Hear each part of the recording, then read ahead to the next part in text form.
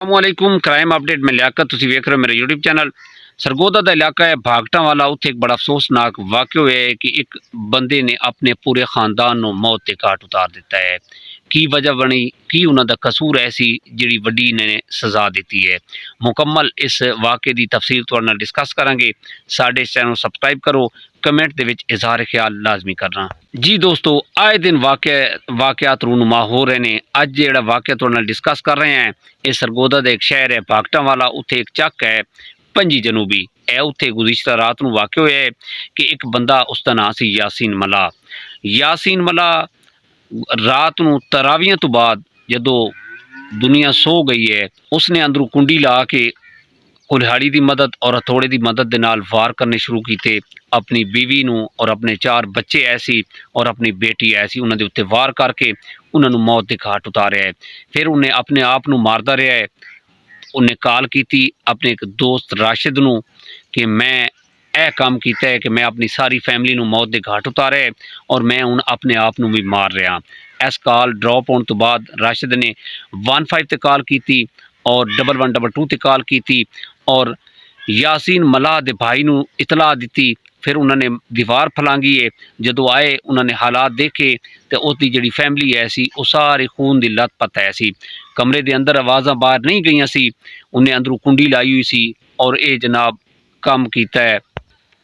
थोड़ी देर बाद जनाब उस वकूए ते ओवरऑल जिहड़ी नफरी है पुलिस की उस इलाके दे विच वो पहुंची है। 1122 का स्टाफ पहुंचे गड्डी लैके। उन्हें देखा है कि जिहड़े जख्मी हैं उन्होंने फस्ट एड दी जाए तो देखा गया है कि उहदे जिहड़े 4 बेटे ने वो मौत। और इस तो बाद DPO शोएब अशरफ साहब भी आ गए ने मौके पर। उन्होंने मुकम्मल चैक किया है। ये जख्मी होया पे सी लेकिन ये जिंदा है सी।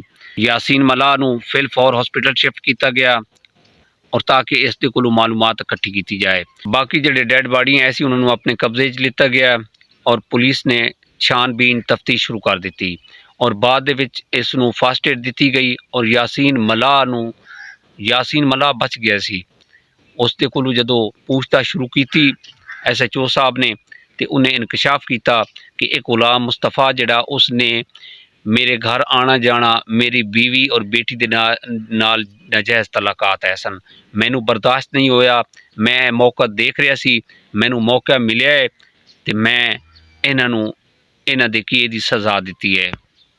इस वाक़े दे विच उन्हें अपने 4 बच्चों नूं, अपनी बेटी नूं और बीवी नूं, टोटल 6 लोग हैं जिन्होंने उन्हें मौत के घाट उतारिया। कितने बड़े अफसोस की गल है, तू उस अपनी बीवी नूं तलाक दे उस तो अलग हो जा। इतनी बड़ी सज़ा देने की तैनू की इख्तियार है सी। बाद दे विच उस गुलाम मुस्तफा नूं हिरासत दे विच लिता गया है। मुकम्मल तफ्तीश हो रही है कि आए कि ये ओवरऑल जिहड़ा वाक़या रूनुमा होया है इहदी जिहड़ी तह तक जाया जा सके। पुलिस तफ्तीश कर रही है। जी दोस्तों, रमज़ानुल मुबारक दा आखिरी अशरा जिहड़ा वो गुजर रहा तो इसने इतने वड्डा जिहड़ा बलंडर किया है यासीन मलाह ने। देखो अगे इसनूं की सज़ा होंदी है। लेकिन साडी ये गुजारिश है कि इसनूं CCD के हवाले किया जाए। इसनूं इहदे कीते दी सज़ा जिहड़ी वो जल्दी मिलनी चाहिए है। उन्हां दा की कसूर ऐसी जिहड़ी इतनी बड़ी इसने उन्होंने सज़ा दी है। जी दोस्तों, इस तरह का खुदा न खास्ता तुहानू शक होए या वो कोई आवाज़ सुनो तो फिल फॉर 15 ते कॉल करो ताकि इतना बड़ा जिहड़ा सान्या है उसनूं काबू किया जा सके। यासीन मलाह ने पूरा घर उजाड़ दिता है, पूरा घर बर्बाद कर दिता है।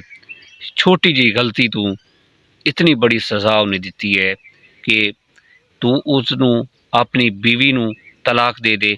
बाकी 5 बच्चों का की कसूर है सी। अगर तैनू इतना एक बीवी ते शक है सी या जो तू तेरे अंदर जहन दे विच फतूर है सी। जी दोस्तों, सानू इजाज़त दो। अपना ढेर सारा ख्याल रखा है। इस तरह के जज्बात दे विच आके इस तरह के फैसले नहीं करने चाहिए जिहड़ा यासीन मलाह ने कीता है। खुदा हाफिज़।